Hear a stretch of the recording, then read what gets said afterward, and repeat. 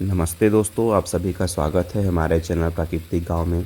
दोस्तों, हमारे बहुत से किसान भाई जो एक साल में एक ही बारी मछली का पालन करते हैं, उसमें से बहुत से किसान भाई ऐसे भी हैं जो एक साल में 2 बारी मछली का पालन प्यासी मछली को पालते हैं और उससे जो है डबल पैसा कमाते हैं। दोस्तों, आप भी ऐसा कर सकते हैं, लेकिन इसके लिए कुछ जानकारियों का होना बहुत बेहद ज़रूरी है। अगर आपको जानकारी नहीं होगी और अगर आप नए हैं, अगर आपके पास एक्सपीरियंस नहीं है, तो आपको हम रिकमेंड करते हैं कि आप बिल्कुल नहीं कर सकते हैं। अगर आपको एक साल में मल्टी क्रॉपिंग करनी है, तो आपको ये जानकारी होना बहुत ज़रूरी है। दोस्तों, इसी के लिए हमने ये वीडियो बनाया है ताकि कुछ जानकारियाँ जो मैं प्रैक्टिकली अपने खुद पे इम्प्लीमेंट किया हूँ, मैं आप तक शेयर कर सकूँ। तो दोस्तों, इस वीडियो को आप लोग अंत तक देखिएगा ताकि आपको एक एक जानकारी ईजिली समझ में आ जाए। तो दोस्तों, आप डरने की कोई बात नहीं है। अगर आप मल्टी क्रॉपिंग करते हैं, अगर आप एक साल में 2 बारी पंगास मछली, प्यासी मछली का पालन करना चाहते हैं, तो आप बिल्कुल कर सकते हैं। इसके लिए सबसे पहली चीज़ क्या होनी चाहिए? सबसे पहला चीज़ आपको प्लानिंग आपके लिए होनी चाहिए।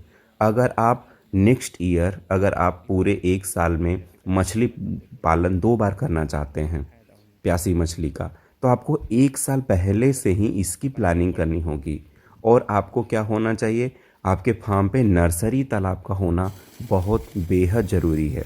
दोस्तों, नर्सरी तालाब होगा तभी ये संभव है, अन्यथा आप जो बीज आप मछली का लाते हैं उसमें आपके पैसे इतने इन्वेस्ट हो जाएंगे कि आपको कोई प्रॉफिट नहीं होगा।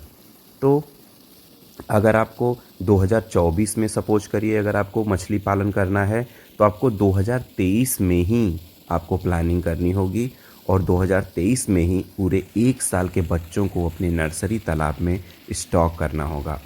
दोस्तों, हमारे नॉर्थ इंडिया में सिर्फ और सिर्फ मार्च से लेकर के नवंबर एंड तक का समय होता है। इसी में हमको जितनी क्रॉपिंग हम कर पाएँ, जितनी बार कर पाएँ, उतनी बार कर सकते हैं, क्योंकि दिसंबर आते ही हमारे किसान भाई जो है हार्वेस्टिंग करने लगते हैं प्यासी मछलियों को, क्योंकि ठंड हो जाती है और मछलियां मरने लगती हैं।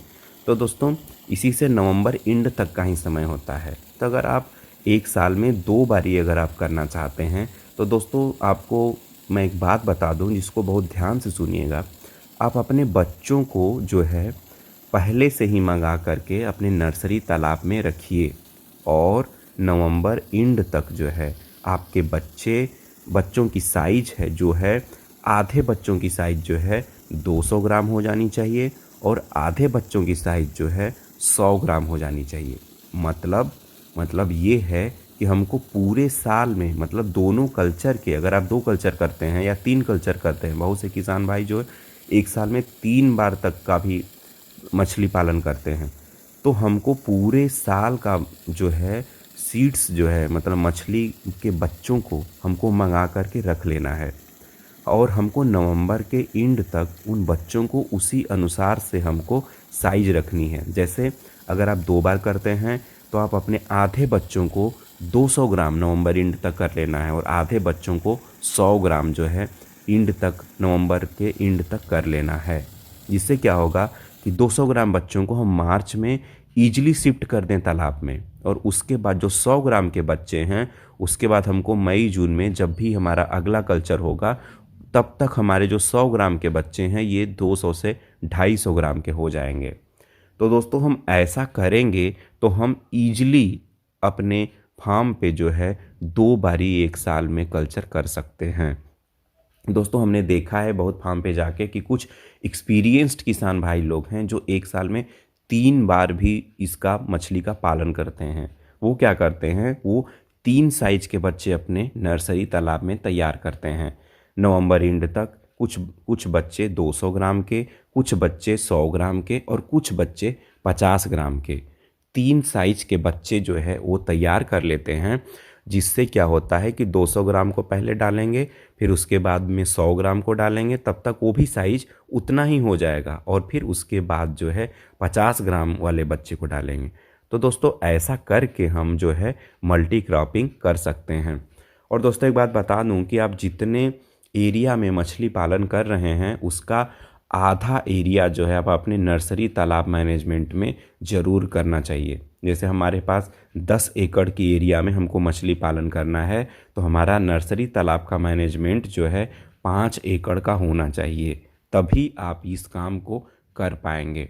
और दोस्तों ये बहुत ही ईज़िली है, इसमें कभी कोई भी घबराने वाली बात नहीं है।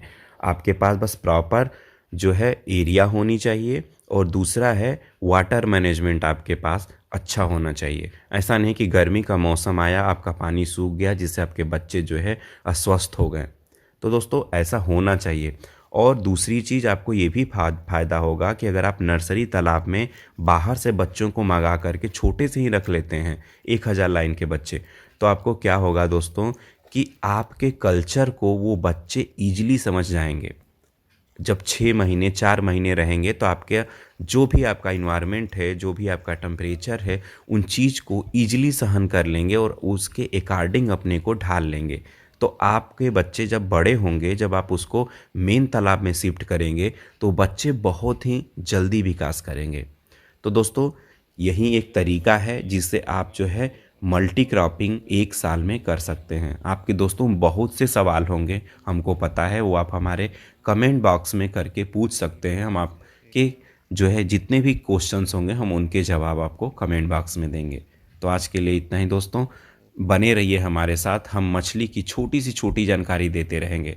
दोस्तों हम जो जानकारी देते हैं पहले खुद पे इम्प्लीमेंट कर लेते हैं, उसके बाद ही आपको बताते हैं। तो बने रहिए हमारे साथ। आज के लिए बस इतना ही। जय हिंद।